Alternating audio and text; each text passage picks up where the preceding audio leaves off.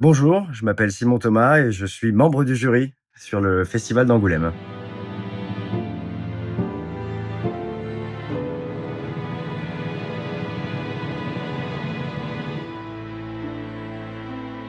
Alors je sais pas si c'est parce que c'est un grand habitué, du cours Eva Saint-Paul, Dominique Besnéard, qui venait très régulièrement nous voir, quand on était étudiants là-bas et qui est d'ailleurs, resté, très fidèle à ce cours.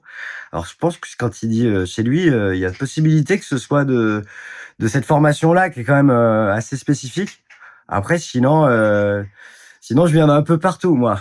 Donc j'ai vécu en Belgique, là je suis en Charente. J'ai un peu vagabondé moi dans ma vie, voilà.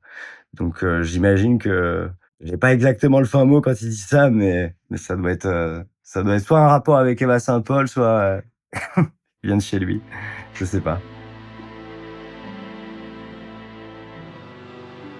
Alors oui, c'est là en fait, qu'en fait on a tissé un lien en dehors du cours. Parce que comme lui, il venait, souvent, j'ai eu en fait, mon agent, quand j'ai commencé, les cours Eva Saint-Paul et Dominique connaît aussi bien mon agent et je pense que ça s'est passé un peu comme ça. Il m'a proposé, pour les castings et en fait, on s'est retrouvés ensemble sur le plateau, et c'était mon premier long métrage, ouais. Donc ça date maintenant, mais c'est vrai que c'est un partenaire de confiance, voilà.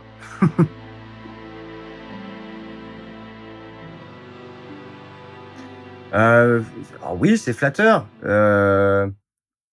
oui, c'est vrai quand même que Dominique Besnéard a une place assez importante, mais je pense que c'est surtout quelqu'un d'extrêmement intéressé, par le fait d'aller continuer à aller voir, des cours de théâtre comme ça, d'avoir cette soif-là, inextinguible, dans l'envie de rencontrer des gens et de les faire développer, je trouve que, oui, c'est très flatteur. C'est très flatteur venant de sa part d'avoir cet attrait, jamais ininterrompu pour les autres, quoi. Et pour moi, c'est 2 expériences qui sont un petit peu cousines, mais qui sont pas exactement les mêmes. Donc c'est vrai que moi, j'ai plus une formation de comédien, théâtre.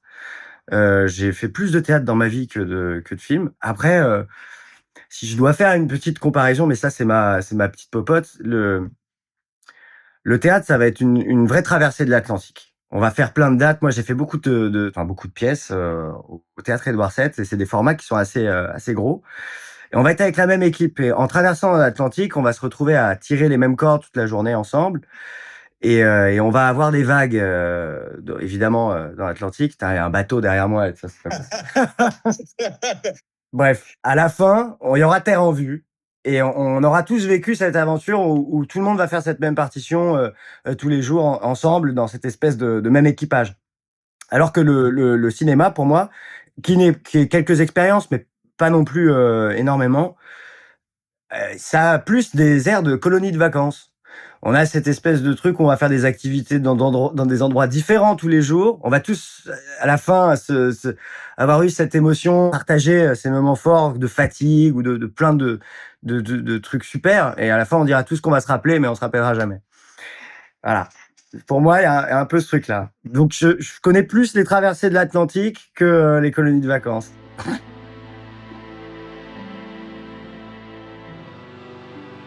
Non, non, oui, alors et puis en plus avec parfois, du gros budget, donc des colonies de vacances, de luxe. Mais oui, oui, mais alors, encore une fois, parfois de passage et puis dans oui, dans de la colonie de vacances de qualité, clairement, disons-le, du du sérieux à des moments et puis avec, des points de vue, dans la direction qui sont complètement, différents avec, cette nécessité à s'adapter, mais ce que tous les acteurs doivent avoir, pour avoir un bon dialogue avec son metteur en scène ou son réalisateur.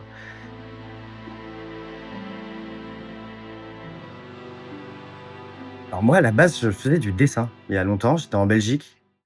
Je faisais de l'illustration. Au fur et à mesure, j'étais un petit peu un cancre, je vais pas le cacher. Au fur et à mesure, je me suis rendu compte qu'il y avait quelque chose qui me manquait. C'est-à-dire que passer par un support me faisait du bien. Je sentais qu'il y avait un catalyseur qui était intéressant.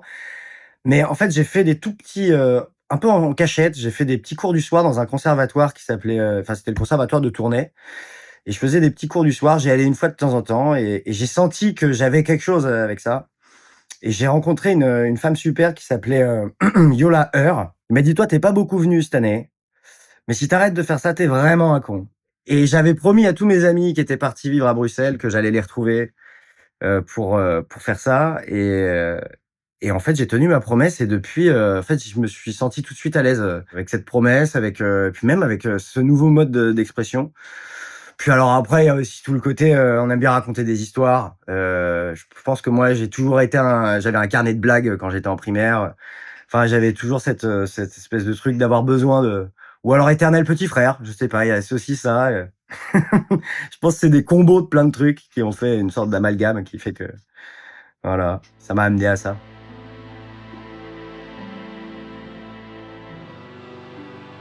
J'y ai pensé très, très fort du coup, parce que c'est vrai que c'est quand même aussi le festival de la BD, mais où je ne suis jamais allé au festival de la BD.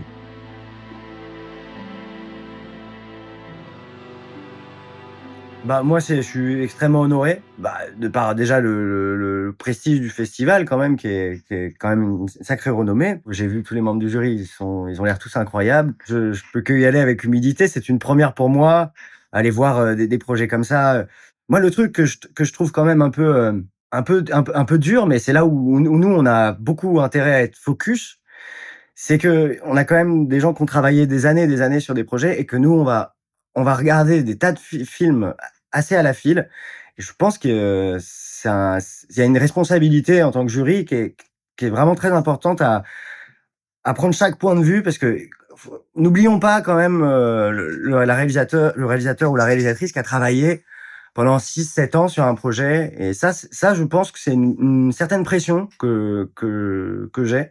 Parce que je commence aussi un petit peu à écrire et je vois à peu près quand même, la quantité de travail qu'il faut pour faire pousser un bébé comme ça et donc du coup on a, je pense en tout cas pour ma personne, intérêt à avoir un bon discernement quand même, sur cet exercice que je ne connais pas.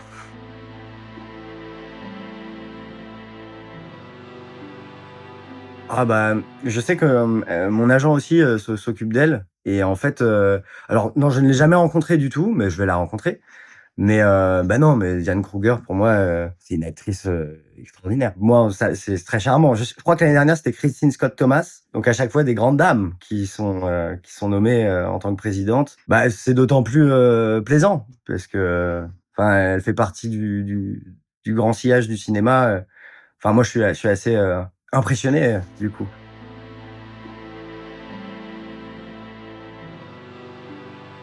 On a plein d'endroits qui sont francophones, où on utilise cette langue-là. Est-ce que ce serait pas un petit peu, où est-ce qu'on articule cette langue ou même, ce qui émane ou le spectre d'une forme d'art francophone, à travers le cinéma, du coup? Quelque chose où on a cette dimension, francophone dans les œuvres, de cinéma ou même ailleurs.